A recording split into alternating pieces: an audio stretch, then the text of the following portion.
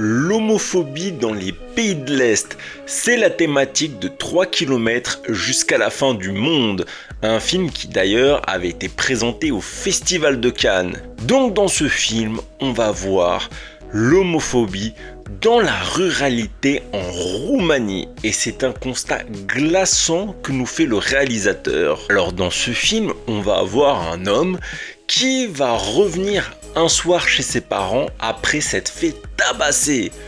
De base, vous êtes d'accord avec moi, c'est une victime, la police lance son enquête, découvre son orientation sexuelle et d'un coup, ça devient le coupable. Et oui, s'il s'est fait tabasser, c'est parce qu'il est homosexuel, c'est de sa faute. Et à partir de là, en fait, il va être abandonné par tout le monde.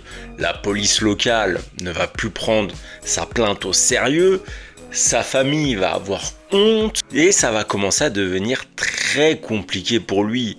D'ailleurs, ce film va nous permettre de voir l'influence de l'Église, car voilà, il y a un peu comme aux États-Unis, la thérapie de reconversion, on va dire. Et j'ai trouvé ça vraiment très intéressant, le regard froid qui est porté sur la société roumaine.